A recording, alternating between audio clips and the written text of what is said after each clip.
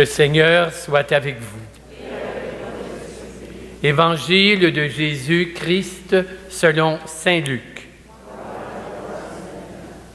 En ce temps-là, les foules qui venaient se faire baptiser par Jean le Baptiste lui demandaient « Que devons-nous faire ?»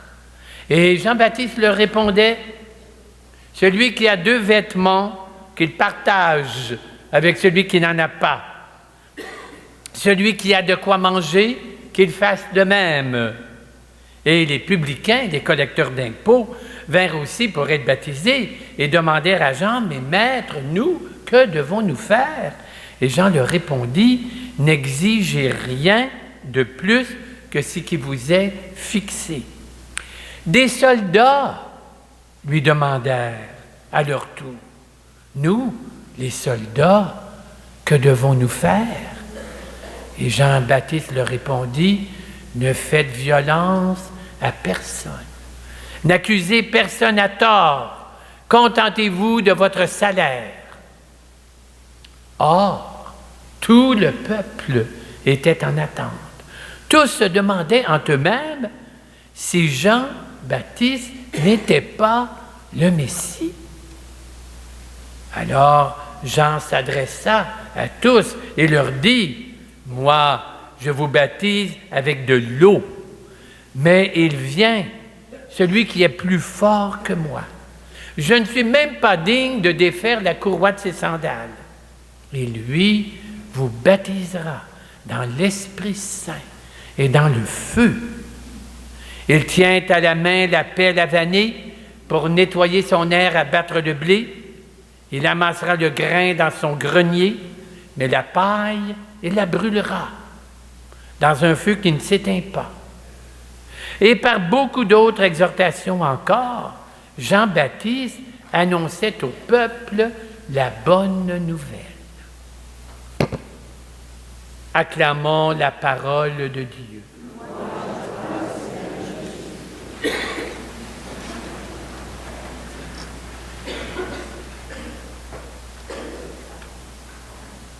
Alors, mes amis, vous avez entendu, des répétitions à répétition, la joie.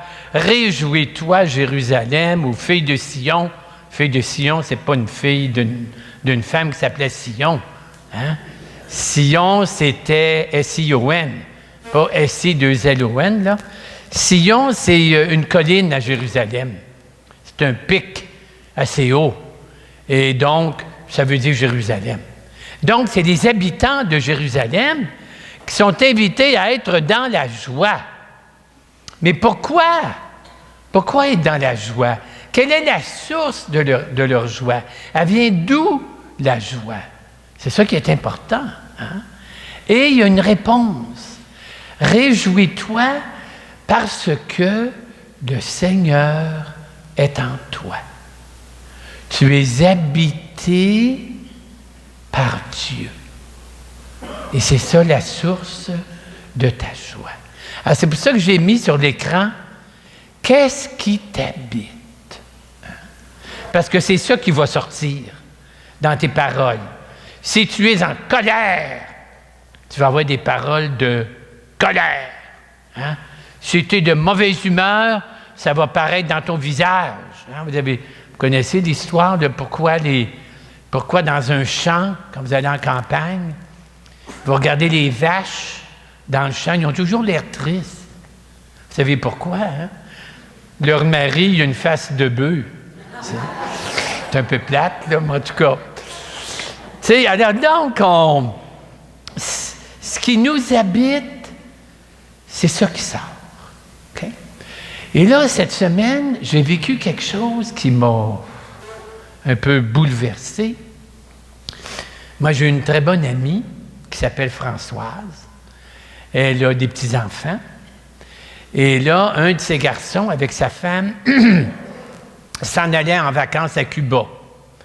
Alors, Françoise, la grand-mère, est allée garder les 2 petits-enfants, la petite fille, Ariel, puis le petit gars, Édouard. Okay? Garder les 2 petits-enfants. Et, à un moment donné, je ne sais pas trop quoi, Françoise était à la maison, elle faisait ses tourtières, je crois bien. L'école appelle, l'école secondaire appelle. Venez de toute urgence, on a trouvé Ariel, 13 ans. 13 ans, c'est secondaire 2.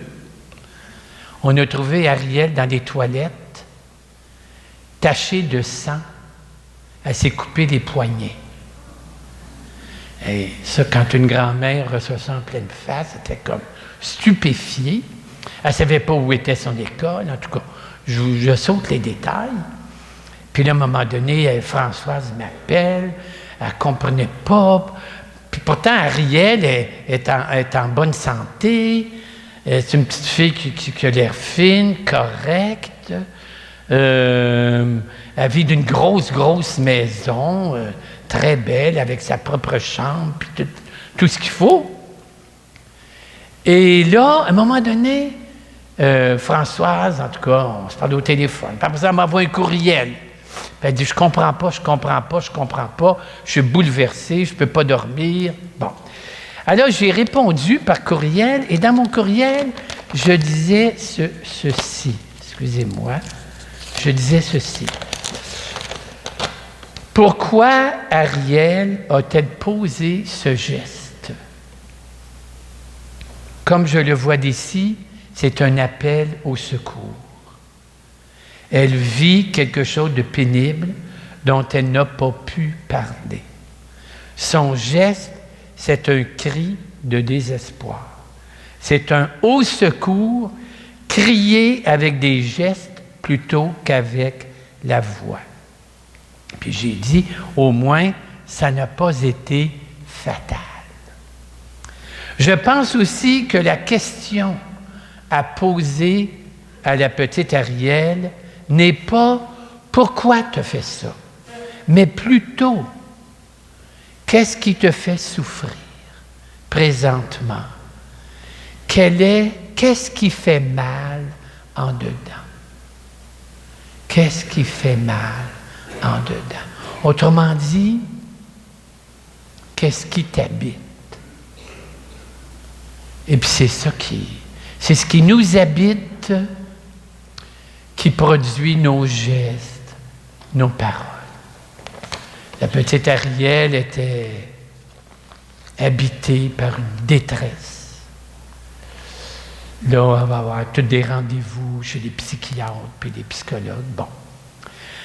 Qu'est-ce qui m'habite? Et c'est la bonne nouvelle de ce dimanche. Dieu m'habite. Mais peut-être qu'on s'énerve, on court, tellement qu'on n'a même pas le temps de s'arrêter pour voir ce qui nous habite. Parfois, c'est vide en dedans de nous. C'est comme vide. Il n'y a rien. Hein? Parfois, on est habité par les déceptions. Parfois, peut-être à cette période de l'année, qu'on est habité par la peur. Il y a des gens qui ont peur de Noël. Vous savez ça, hein? Bien oui. Des gens qui disent, bon, je vais me retrouver seul. Tu sais? J'ai eu une amie qui vient de perdre son mari. Son premier Noël en 50 ans de mariage. Elle va être seule. Elle a peur de Noël. Un autre qui craint parce qu'il y a 2 des enfants qui sont en chicane. Quelle sorte de souper de Noël que ça va faire? Qu'est-ce qui m'habite? Et alors, pour terminer, on va se tourner vers quelqu'un qui a été habité de manière très, très spéciale, habité par Dieu. Hein? La Vierge Marie. Son corps a été habité par Dieu. Tout son monde. C'est beau parce que, je ne sais pas si vous vous rappelez, quand l'ange Gabriel vient voir la Vierge Marie pour lui annoncer, la première parole de l'ange Gabriel,